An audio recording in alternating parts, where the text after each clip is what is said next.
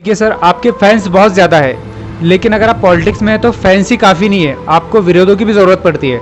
तो बहुत सारे लोग हैं जो आपके अपोजिशन में हैं, तो उनके लिए क्या मैसेज देना चाहोगे आप?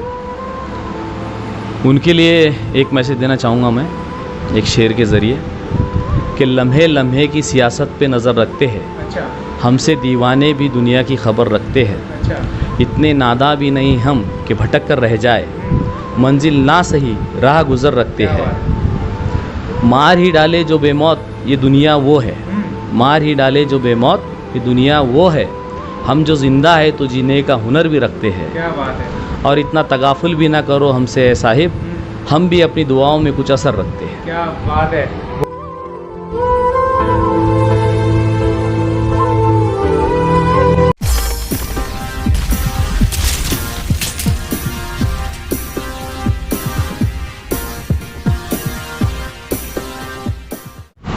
हेलो मेरे दोस्तों, मैं हुज़ैफ चमाड़ी और आप देख रहे हैं मेरा यूट्यूब चैनल। जैसे मेरा कंटिन्यू प्रोग्राम शुरू है, एक से एक सेलिब्रिटीज़ की मैं इंटरव्यूज़ ले रहा हूँ, तो बहुत सारे लोगों की फरमाइश थी कि मैं एक ऐसी शख्सियत का इंटरव्यू लूँ जो धाड़ शहर के नौजवानों की दिलों की धड़कन है। तो बहुत सारे लोग इनका इंटरव्यू देखना चाहते थे, तो मैंने सोचा कि चलो अब मैं ये इंटरव्यू ले ही लेता हूँ, क्योंकि ये शख्सियत ऐसी है, इनका इंटरव्यू लेना जो है तो बहुत ज़रूरी है, क्योंकि बहुत सारे लोग ऐसे हैं जो इनकी लाइफ के बारे में जानना चाहते हैं। तो मैं उनको दावत देता हूँ, लेकिन आपको पहले बताता हूँ कि वो शख्सियत कौन है। वैसे वो कोई तारुफ के मोहताज नहीं है कि उनको कोई जाने या ना पहचाने, ऐसा कोई नहीं है, लेकिन फिर मैं आपको बता देता हूँ कि वो है मोहम्मद रिजवान सौदागर, जो धाड़ शहर के सरपंच भी रह चुके हैं और ज़िला परिषद के मेंबर भी है। तो मैं उनको इनवाइट करता हूँ कि प्लीज़ वेलकम सर, आपका स्वागत है हमारे चैनल पर। Yes sir, welcome sir. सबसे पहले आपका स्वागत है मेरे यूट्यूब चैनल। शुक्रिया, बहुत बहुत शुक्रिया। देखिए, अभी जो है तो हम रिजवान सौदागर साहब के बारे में बहुत कुछ जानने वाले हैं, इनकी ज़िंदगी से जुड़ी बहुत सारी बातें जो शायद आप लोगों को पता नहीं हो, क्योंकि जब इंसान कुछ ऐसे मुकाम पर पहुंचता है तो ऐसे ही नहीं पहुंचता है, वो किन किन रास्तों से होकर गुजरता है यह आपको पता होना बहुत ज़रूरी है। अगर आप किसी इंसान को सिर्फ एक मुकाम पर देख के अंदाज़ा लगाते हो कि इंसान सक्सेस है, लेकिन वो किस दौर से गुजरा है, उन्होंने कौन कौन से मुकाम देखे हैं ज़िंदगी में, तो वो जानना भी बहुत ज़रूरी है। तो मैं स्टार्ट करता हूँ। पहले रिजवान सर जो है तो आपको अपने बारे में बताएंगे। मेरा नाम मोहम्मद रिजवान मोहम्मद सुल्तान सौदागर, धाड़ गांव का मैं रहने वाला हूं। 2005 से 2010 तक का मैं यहां पर सरपंच रहा। उसके बाद भी वापस 2015 से 2020 तक का मैं वापस सरपंच रहा। बीच में के जो साल कुछ मैं ग्राम पंचायत सदस्य रहा। 2017 से 2022 तक का मेरी मिसेज जो है तो यहाँ जिला परिषद मेंबर रही हुई है। जिला कांग्रेस कमेटी का मैं यहाँ उपाध्यक्ष हूँ, और जिला नियोजन समिति जिसे डीपीडीसी कहा जाता है बुल्डाना जिला नियोजन समिति, उसका मैं अभी फिलहाल मेंबर हूँ। मतलब बचपन से आपको लाइक करता हूँ, मैं जब से यहाँ पर था मैं लाइक करता हूँ, लेकिन मेरे लिए खुशी की बात है कि मैं आपके सामने बैठकर आपका इंटरव्यू ले रहा हूँ। तो आपका बहुत बहुत स्वागत है मेरे चैनल पर। और मैं कुछ आपसे ऐसे सवाल करना चाहता हूँ जिसके जवाब सिर्फ मैं सुनना नहीं चाहता, बल्कि बहुत सारे ऐसे लोग हैं जो जानना चाहते हैं, उनको नहीं पता है, उनको सिर्फ आपका एक पार्ट पता है कि आप उनके सामने हैं, लेकिन आप किस दौर से वहां पर पहुंचे वो उनको नहीं पता है। तो मैं सबसे पहले आपसे सवाल ये करना चाहूंगा कि आपका जो स्कूल का दौर था बचपन का, आप स्कूल में थे तो आपने स्कूल की पढ़ाई कहाँ से की है, वो कैसा दौर था आपका बचपन का? स्कूल की पढ़ाई धाड़ से ही मैंने मुकम्मल की। धाड़ जिला परिषद प्राथमिक शाला जो थी यहाँ पर मराठी स्कूल, वहाँ से मैंने पहली से चौथी तक का पढ़ाई हासिल की। बाद में हमारे गाँव में जो हाई स्कूल थी तो यहाँ पर 5वीं से 10वीं तक का पढ़ाई हासिल की। उसके बाद में मैं कुछ देर 11वीं के लिए औरंगाबाद मौलाना कॉलेज में भी रहा। वापस मैं शिवाजी कॉलेज बुल्ढाना, यहाँ पर मैंने 11th और 12th किया। उसके बाद में मैं ग्रेजुएशन के लिए सिद्धार्थ कॉलेज जाफराबाद, यहाँ मैंने एडमिशन लिया, जहाँ से मैंने बीए कंप्लीट किया लिटरेचर में। उसके बाद doctor Baba Saheb Ambedkar law college Aurangabad, यहाँ मैंने LLB के 3rd ईयर के लिए एप्लीकेशन दिया, और वहाँ पर मैंने 3rd ईयर की पढ़ाई पूरी की। बदकिस्मती से वो आगे मैं पूरा कंप्लीट नहीं कर सका, और 3rd ईयर करके मैंने LLB छोड़ दी। उसके दौरान फिर मैं गाँव वापस लौटा। गाँव वापस लौटने के बाद में यहाँ पर थोड़ा मोटा बिजनेस शुरू किया था। जब से ही फिर यहाँ गाँव में जो बस गया, फिर यहीं से फिर आगे की मेरी ज़िंदगी की शुरुआत गाँव से शुरू हुई 2000 के आसपास। अच्छा, देखिए सर, जब आपने बचपन में स्कूल यहाँ पर की, फिर कॉलेज किया, तो बहुत सारे लोगों के दिल में ये सवाल है कि बहुत सारे लोग आपको वकील समझते हैं कि रिजवान सौदागर साहब जो है तो वो वकील भी है, तो क्या आपने वो डिग्री कंप्लीट की है? नहीं, मेरी डिग्री कंप्लीट नहीं हुई। अंबेडकर लॉ कॉलेज को 3rd ईयर में मैंने एडमिशन लिया था ग्रेजुएशन कंप्लीट करने के बाद में, और 3rd ईयर मेरा इनकम्प्लीट ही रहा, आगे मैं पेपर दे नहीं सका। इसलिए मैं पूरी तरह वकील नहीं हूँ, लेकिन 1 साल सिर्फ वकालत का किया मैंने। अच्छा, बहुत अच्छी बात है। अभी देखिए सर, मैं आपको एक सवाल पूछता हूँ कि जब आपका एजुकेशन कंप्लीट हो गया, जब आप गांव में आ गए यहाँ पर, तो उस दौर में मतलब आप कुछ और भी कर सकते थे। अभी आप मेरे सामने एक एज अ सरपंच, जिला परिषद मेंबर, एज अ पॉलिटिशियन है, तो अगर आप इस फील्ड में नहीं जाते, पॉलिटिशियन में नहीं आते, तो और अगर मैं आपसे बात करता तो कौन से रूप में करता, मतलब आप कौन सी कुर्सी पर बैठे होते हैं यहाँ? मेरी ख्वाहिश थी कि मैं पुलिस में जाऊँ करके। अच्छा। मैंने 2000 में MPSC का एग्ज़ाम भी दिया था। प्री एग्ज़ाम में मैं पास हुआ था, फाइनल में मैं पास नहीं हुआ। अच्छा। MPSC के, इसलिए मेरा ख्वाब था कि मैं पुलिस में जाऊँ, पुलिस सर्विस करूँ। लेकिन 2000 में जब मैं फाइनल पास नहीं हुआ, तो मैंने वो अटेम्प्ट छोड़ दिया उसके बाद में। अच्छा। फिर वापस गांव आकर धीरे धीरे फिर मैं पॉलिटिक्स में ज्वाइन हुआ। अच्छा, तो आपके दिमाग के अंदर मतलब सबसे पहले कब सवाल आया ये कि मतलब आप तो नॉर्मली जिंदगी जी रहे होंगे यहाँ पर, कभी सियासत का ख्याल आपके दिमाग में आया नहीं आया पता नहीं, लेकिन पहली बार कब लगा आपको ऐसा कि चलो मुझे पॉलिटिक्स में जाना चाहिए, और क्यों जाना चाहिए, मतलब क्या करने के लिए आप इस फील्ड में आए हो? नहीं, हमारा फैमिली बैकग्राउंड पहले से पॉलिटिक्स का ही था। अच्छा। हमारे दादा भी पॉलिटिक्स में थे, हमारे बड़े अब्बा भी पॉलिटिक्स में थे, तो एक पॉलिटिक्स का टच हमारे ख़ानदान में था ही पहले से। उसके बाद में 2005 में जब इलेक्शन लगे, तो जब इलेक्शन में खड़े रहने की बात हुई, तो हमारे एक दोस्त हुआ करते थे, उन्होंने मुझे, रियाज अहमद मरूम जिनका इंतकाल हुआ, उन्होंने सबसे पहले मुझे कहा कि भाई तुमको पॉलिटिक्स में आना है होना करके, और तुम यहाँ पर इलेक्शन में खड़े रहो। फिर वहाँ से फिर कुछ दोस्तों को ऐसे साथ में लेके फिर पॉलिटिक्स में शुरुआत करें। अच्छा, पॉलिटिक्स में आपने शुरुआत की है, ठीक है, लेकिन आपके दिमाग के अंदर क्या उस वक्त बातें थी कि अगर मैं पॉलिटिक्स में आ गया या जीत गया तो मैं क्या बदलाव लाना चाहूँगा अपने कौम के लिए या अपने गांव के लिए या अपने देश के लिए? 2005 के पहले यहाँ ऐसा था कि भाई कुछ ज़्यादा डेवलपमेंट था नहीं। अच्छा। कुछ थोड़ा बहुत जो हमेशा जो गांव में होते रहता, वैसे थोड़ा बहुत डेवलपमेंट था। 2005 में जब मैं पहली बार ग्राम पंचायत में चुन के आया, तो मैंने भी ग्राम पंचायत कुछ देखा नहीं था, पॉलिटिक्स कैसा रहता ये मुझे मालूम नहीं था। 2005 में जब मैं सरपंच बना, जब मैं दूसरी बार ग्राम पंचायत देखने गाँव अंदर गया, जैसे सरपंच बोल रहे जब मैं गया, तो दूसरी बार मैंने ग्राम पंचायत देखी थी। उसके पहले मैं कभी ग्राम पंचायत में गया नहीं था। धीरे धीरे वहाँ पर काम कैसा होता, गांव का काम कैसा चलता, ये बातें मैंने वहाँ पर सीखी। और सीखने के बाद में फिर मुझे लगा कि भाई अपन क्या कर सकते करके गांव के लिए। फिर वो टाइम पर निधि जो रहता था गांव को बहुत कम आता था, गवर्नमेंट से जो निधि आता था कम आता था। फिर कुछ दिनों बाद में राहुल बोंद्रे जी है जो है तो MLA बने, फिर उनके माध्यम से थोड़ा बहुत यहाँ पैसा आने लगा। फिर जो डेवलपमेंट का काम फिर उनके माध्यम से हमने यहाँ पे शुरू करे।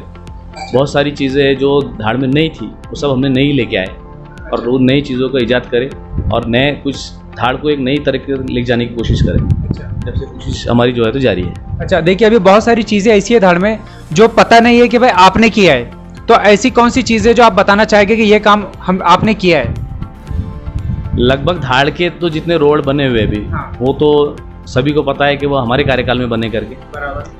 धाड़ में पानी का डिस्ट्रीब्यूशन का बहुत बड़ा प्रॉब्लम था, वो बहुत दिनों से रुक के पड़ा था, वो भी हमने डबल से शुरू करा है। आज जो नई 4 लाख लीटर की जो पानी की टाकी बनी हुई है गांव में, नए जो पानी का डिस्ट्रीब्यूशन हुआ है वो भी हमारे थ्रू हुआ है। धाड़ में सबसे बड़ा प्रॉब्लम ये था कि धाड़ का जो कब्रस्तान है उसको जाने के लिए रास्ता नहीं था, वो पुल का भी निर्माण मेरे कार्यकाल में हुआ। ऐसे बहुत सारे जो काम है वो हमने नई पहली शुरुआत हमारी तरफ से की गई वहाँ पर। अभी भी जो दूसरे जो अभी काम चल रहे हैं, अभी 15 वित्त आयोग के मेरे सरपंच के कार्यकाल में मैंने वो काम प्रपोज किए थे। अच्छा। अभी उसका निधि आएगा और इंशाल्लाह वो काम वापस से भी शुरू होने वाला है। अच्छा। मतलब जो काम आपने पहले प्रोसेस किए हैं वो अभी वो और होने वाले हैं।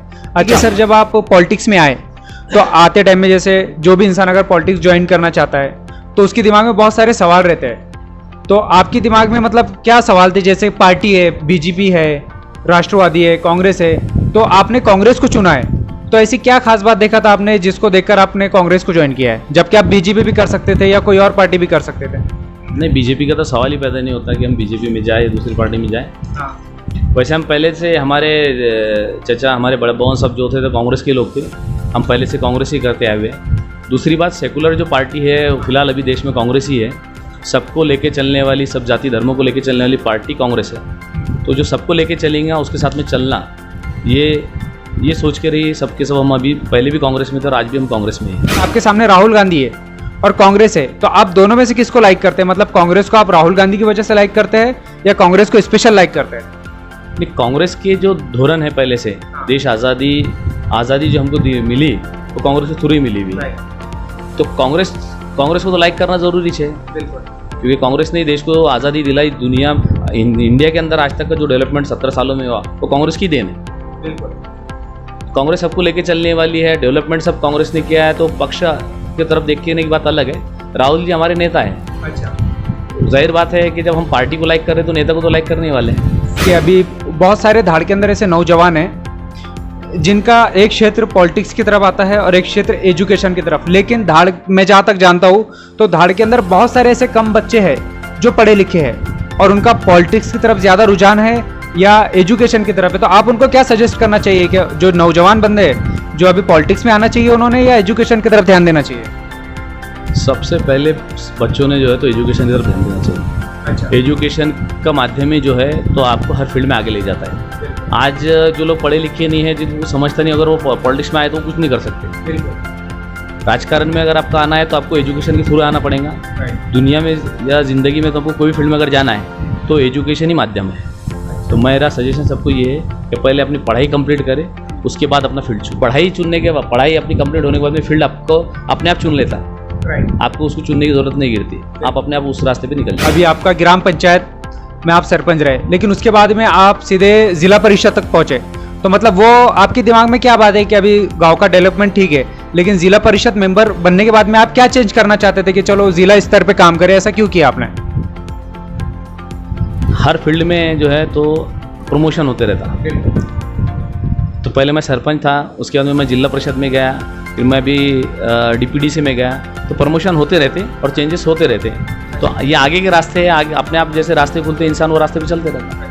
बहुत सारी जगह पे ऐसा हुआ है कि कांग्रेस पार्टी को जीत नहीं मिली है बहुत सारी स्टेट में, तो ऐसी क्या आप सजेशन देना चाहेंगे कि भाई कांग्रेस पार्टी के अंदर ये कमजोरी थी जिसकी वजह से वो जीत नहीं पाए? ऐसा मतलब आपके दिमाग, आपको क्या लगता है ऐसे कि भाई जीत क्यों नहीं हो पाई उसमें, और एक जगह नहीं मतलब 2-3 जगह पर हार हुई है वहां पर, तो ऐसा क्यों हुआ है?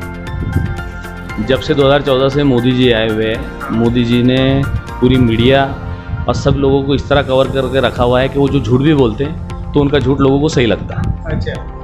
और हम इतना करके भी, हमारी पार्टी 17 साल में इतना डेवलपमेंट करके भी हमारी कमज़ोरी हुई कि हम लोगों तक का वो लोगों को बात समझा नहीं पाए कि हमने क्या करे करके। अच्छा। लेकिन मोदी जी ने इतने बार झूठ बोला कि उनका झूठ ही लोगों को सच लगने लगा। 15 लाख का जुमला बोले उन्होंने, लोगों को लगा 15-15 लाख रुपये मिल जाएंगे, बाद में कुछ लोगों को मिला नहीं। और दूसरी बात कि लोगों के जहन में मोदी जी ने इतना जातिवाद भर के रखा हुआ है कि कांग्रेस को एकदम एक किनारे की या एक समाज की पार्टी बताने को लग गए हैं। अच्छा। उसकी वजह से भी हमारी हार का मुख्य कारण वो है कि पार्टी की तरफ देखने का लोगों का जो है तो रुझान यानी नज़रिया जो है तो बदला हुआ है। अच्छा। तो नज़रिया थोड़ा हमको चेंज करना पड़ेगा। लोगों के दिमाग में भी जब आ जाएगा कि भाई डेवलपमेंट एक अलग चीज़ है, जातिवाद अलग चीज़ है, जब ये लोगों की समझ में आ जाएगा तो उस वक्त वापस हम सत्ता में आ जाएंगे। अच्छा। और बहुत सारी जगह ऐसा होता है कि मतलब लोग रैलियों में आते हैं लेकिन वोट नहीं दे पाते, तो उनकी क्या मानसिकता, आपको क्या लगता है कि लोग क्या सोचते हैं, सिर्फ रैलियों में आ जाते हैं लेकिन वोट क्यों नहीं देते? इसके पीछे क्या वजह हो सकती है? रैली एक अलग चीज़ रहती है। रैली में जब लोग निकलते हैं तो पूरी भीड़ वहाँ जो जमा होती है, देखो आह्वान पर, और लोगों का भी ये रहता है कि भाई कोई बड़ा आदमी आ रहा है, लोग उसको सुनने के लिए भी आते हैं। बाद में लोग आपस में बैठ के यानी दिमाग में भी कंपैरिजन करते रहते कि इन्होंने क्या बोले, इन्होंने क्या बोले, इनका मकसद क्या है, इनका क्या मकसद है। तो ये सोच के भी फिर बाद में उसमें दिमाग में थोड़ा चेंज होता। तो कभी रैली बड़ी है तो इसका मतलब वोट मिलेंगे ऐसा नहीं होता। अच्छा। और अभी जैसे आप पॉलिटिक्स में हैं तो आपके आइडियल कौन है, क्या मतलब आप किसको आइडियल मानते हैं पॉलिटिक्स में अपना? सबसे पहले तो हमारे आइडियल मुकुल जी वासनी साहब हैं। अच्छा।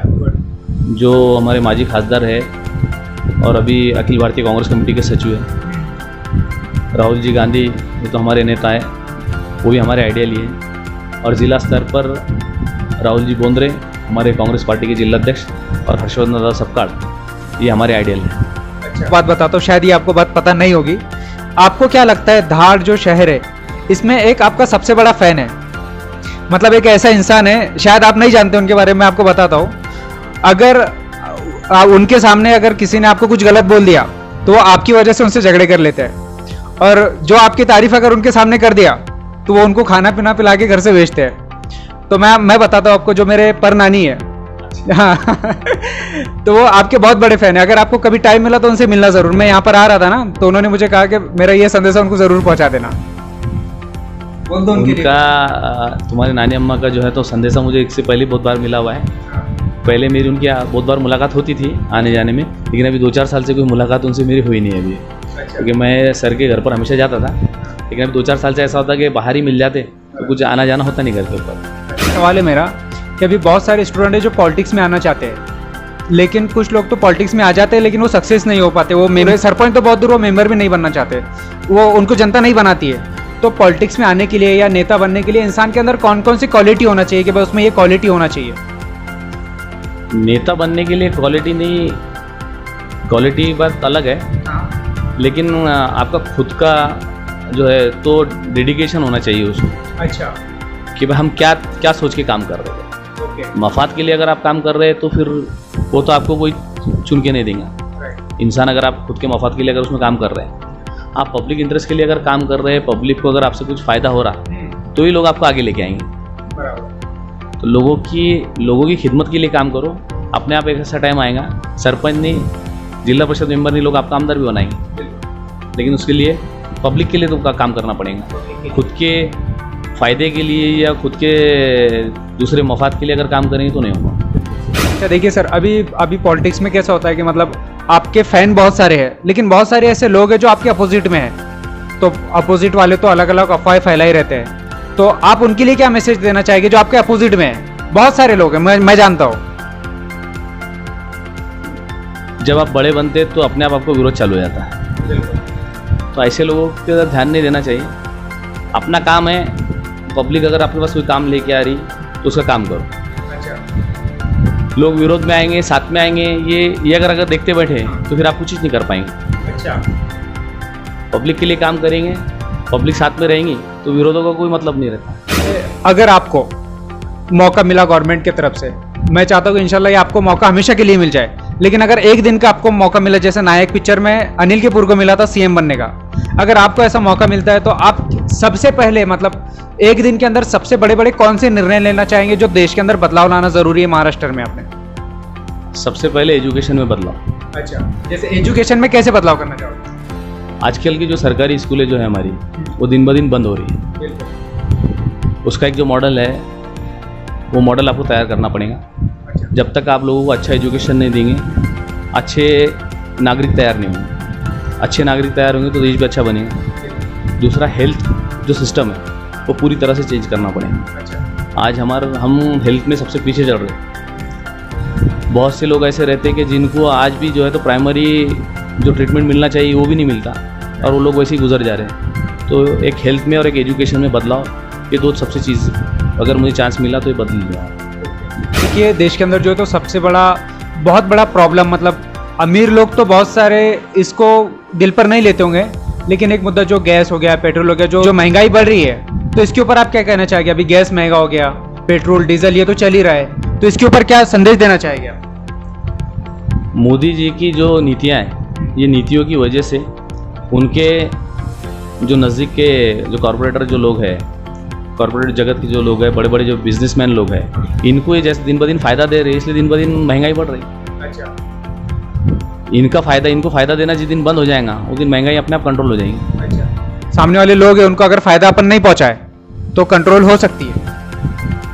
मोदी जी के जो दोस्त हैं अंबानी और अडानी, ये दो लोगों को अगर फ़ायदा मोदी जी से अगर नहीं पहुंचा तो अपने आप देश में महंगाई कंट्रोल हो जाएगी। अच्छा, और एक ये मुद्दा भी है कि बहुत सारे माँ बाप है जो अपने लड़कियों को नहीं पढ़ाते हैं, तालीमी निस्वा, तो उनको क्या मैसेज देना चाहेंगे? आपके लड़कियों को पढ़ाना चाहिए या नहीं पढ़ाना चाहिए, और पढ़ाना चाहिए तो क्यों पढ़ाना चाहिए?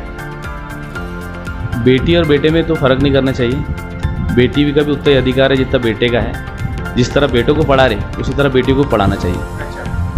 अगर आप एक बेटे को पढ़ाएंगे तो आपका जो एक पीढ़ी है वो उसको सुधारेंगी, और बेटी को अगर पढ़ाएंगे तो 2-3 पीढ़ियों को सुधारेंगे। तो इसलिए बेटी को पढ़ाना बहुत ज़रूरी है। आप अपने जो आपके फर्जंद है, आपके जो बच्चे हैं, तो आप LLB कंप्लीट किए नहीं कर पाए पूरी तरीके से, तो आप क्या चाहेंगे कि आपको आपके बच्चों को आप किस रूप में देखना चाहते हो?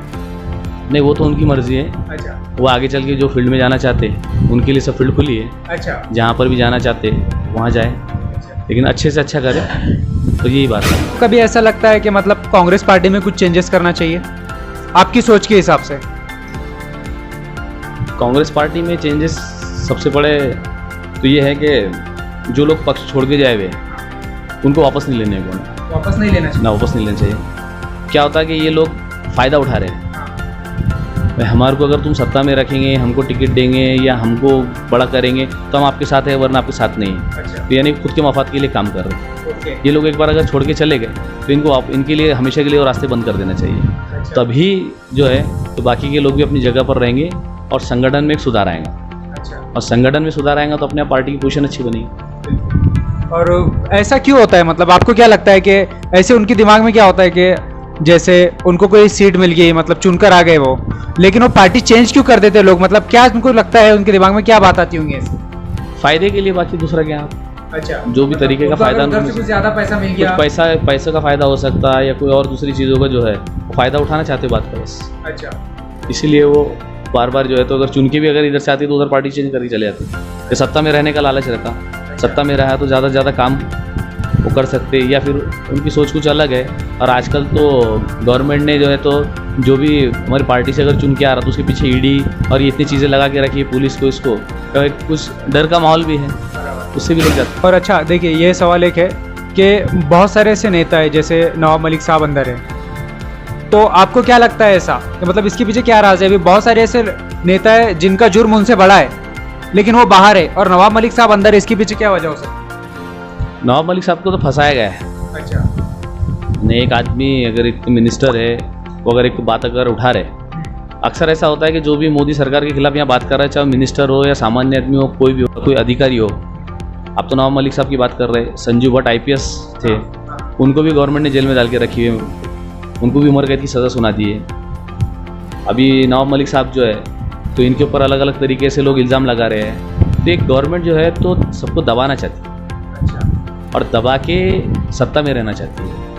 अच्छा। इसीलिए ये जो है तो बार बार ऐसे बड़े बड़े लोगों के ऊपर या जो भी सही बात बोल रहा है उसके ऊपर कार्रवाई, वो मोदी सरकार का विरोध कर रहे हैं या बीजेपी का विरोध कर रहे हैं, जो भी लोग अपोजिशन में उनके ऊपर ये कार्रवाई हो रही है। और अच्छा देखिए, अभी मैं एक सवाल पूछता हूँ आपसे कि मतलब आप सरपंच रहे, जिला परिषद मेंबर है, तो आपके जो यहाँ तक ज़िंदगी का जो तजुर्बा रहा, तो इन सालों में आपने क्या सीखा है? तो मतलब आपको क्या सीखने को मिला है इनसे? एक ही चीज़ सीखने को मिली, लोगों का काम करो, लोगों का साथ दो, सच बात का साथ दो। अच्छा। तो आपको कहीं ये बताने की ज़रूरत नहीं पड़ेगी कि आप क्या चीज़ है, ये आप कौन है करके, और तरक्की आपको अपने आप मिल जाएगी। अच्छा।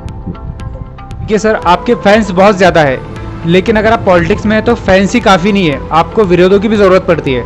तो बहुत सारे लोग हैं जो आपके अपोजिशन में हैं, तो उनके लिए क्या मैसेज देना चाहोगे आप? उनके लिए एक मैसेज देना चाहूँगा मैं एक शेर के ज़रिए कि लम्हे लम्हे की सियासत पे नज़र रखते हैं। अच्छा। हमसे दीवाने भी दुनिया की खबर रखते हैं। अच्छा। इतने नादा भी नहीं हम कि भटक कर रह जाए, मंजिल ना सही राह गुज़र रखते हैं। मार ही डाले जो बेमौत ये दुनिया वो है, मार ही डाले जो बेमौत ये दुनिया वो है।